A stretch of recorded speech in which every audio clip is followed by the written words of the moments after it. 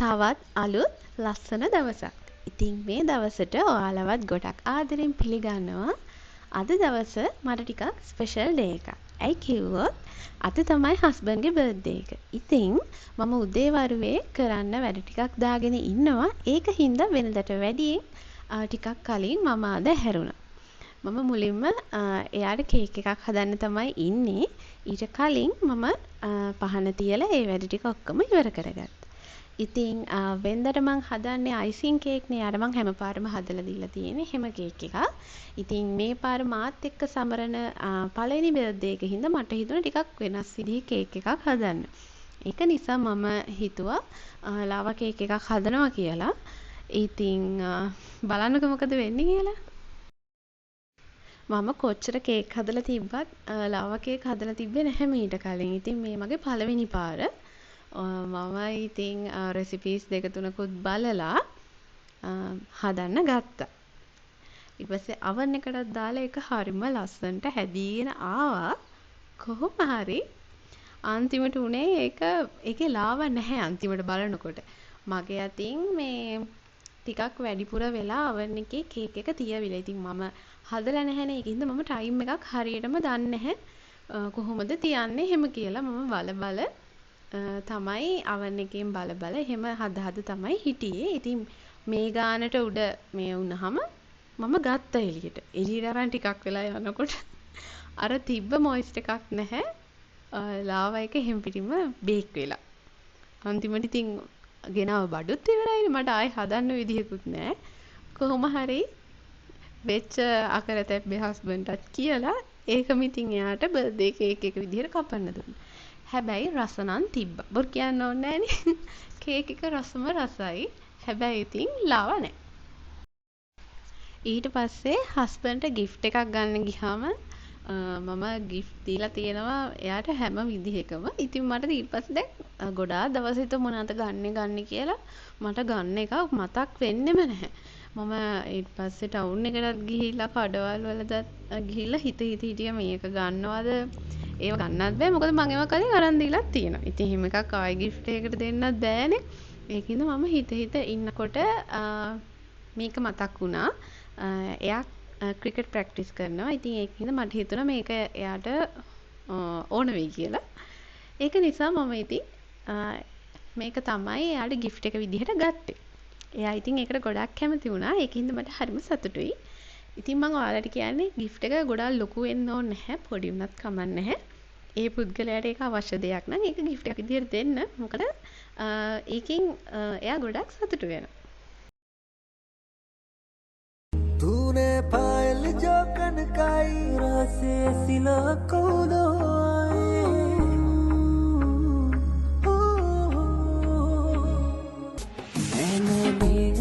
रसना दे मागे अदवत गहनाराए मागे मैं गीत रावे असाव सोयला आवाज सीत सरसाव सोयला आवाज सीत सरसा.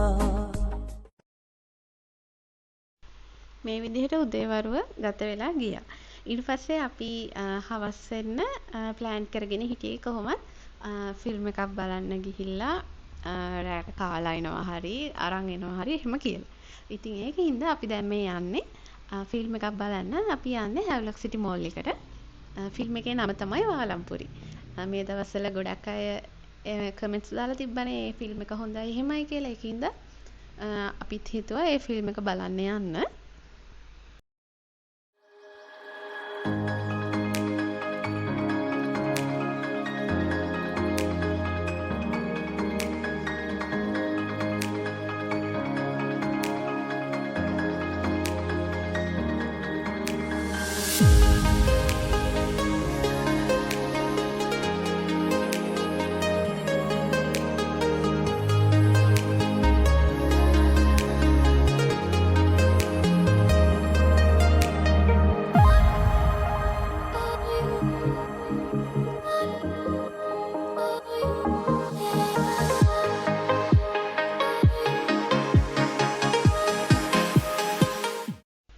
ෆිල්ම් එක පටන් ගන්න වෙලාව විදිහට තිබ්බේ 3:45. කොහොම හරි අපි මෝල් එකට යනකොට 3ට විතර ඇති. ඉතින් වෙලාව ටිකක් තියෙන හින්දා අපි හිතුවා මෙතනින් මොන හරි බීලා ඉන්න. අපි කලින් මෙතනින් ඩ්‍රින්ක්ස් මුකුත් අරගෙන එහෙම try කරලා තිබ්බේ නැහැ. ඒක හින්දා අපි මෙතනින් ෆලූඩා එකකුයි තව මම ගත්තේ ෆලූඩා එකක්. මෙයා ගත්තේ කැරමල් මොකක්ද එක මට ඒකේ නම මතක නැහැ දැන්. ඒ දෙකම ගොඩක් රසට තිබ්බා.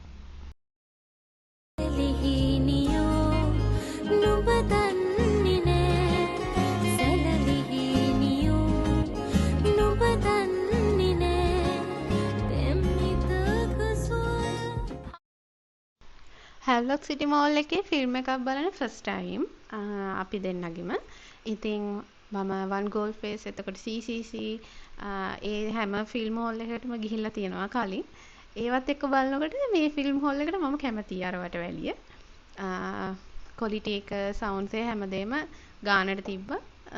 ෆිල්ම් එක ගැන කිව්වොත් ෆිල්ම් එකත් මරු. ඉතින් ඔයාලටත් බලන්න කියලා රෙකමන්ඩ් කරන්න පුළුවන්. ෆිල්ම් එකක් තමයි වාලම්පුරි කියන්නේ. හරිම ජොලි. කම්මැලිකමක් නැතුව දිගටම බලන්න පුළුවන් මේ ෆිල්ම් එක ඉවර වෙනකම්ම. ඉතින් ඔයාලත් ගිහින් බලන්න අනිවාර්යෙන්.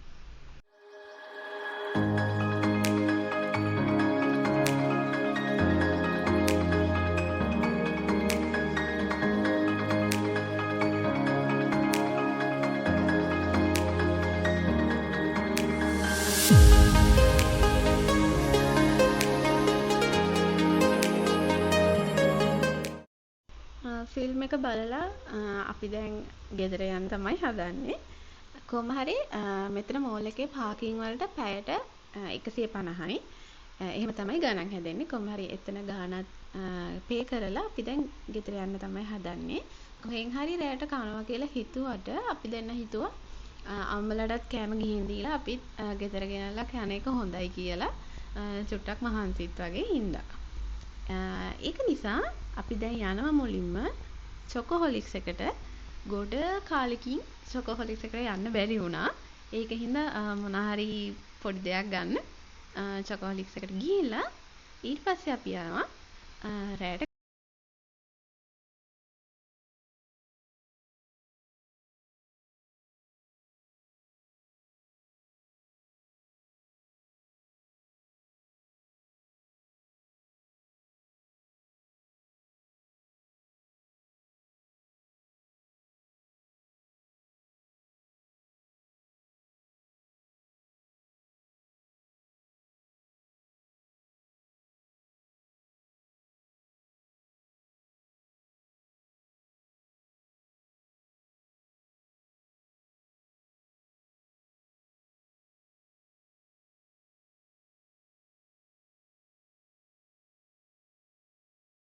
දෙන්න ඒ දවස්වල ඉඳලම ඉන්නේ හැව්ලොක් සිටි එකේ තියෙන චොකෝහොලික්ස් එකට. මේකේ තව අවුට්ලට්ස් තියෙනවා. ඒ වුණාට අපි ඒවට ගිහින් නැහැ. මෙතනට තමයි ඇවිල්ලා තියෙන්නේ. මේ තියෙන්නේ මේ දෙන්න එකතු වෙලා අපේ ඕඩර් එක හදන එක.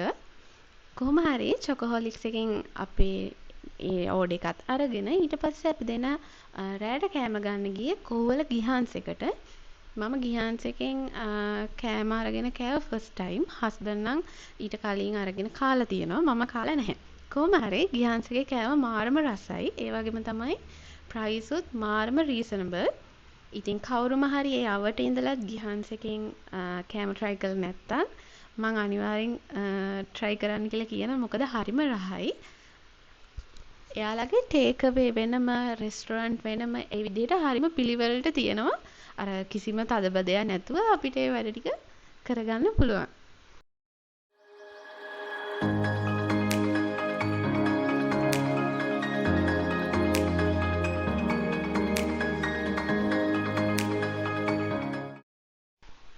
ඉතින් කෑම එනකන් සන් ක්‍රෂ් එකක් ගත්තා. මේක ඇපල් රහ එකක්. මම නම් වැඩි බොන්නේ නැහැ. උගුරු දෙක තුනක් විතරක් බිව්වා.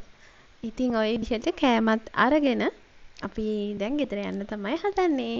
මේ විදිහට තමයි ඔන්න හස්බන්ඩ්ගේ බර්ත්ඩේ එක දවස ගත වුණේ. මං හිතනවා ඔයාලා මේ vlog එක එන්ජොයි කරන්න ඇති කියලා. එහෙනම් තවත් ලස්සන vlog එකකින් හම්බ වෙනකන් ඔයාලා හැමෝම සතුටින් පරිස්සමින් ඉන්න. මං ගිහිල්ලා එන්නම්. බයි.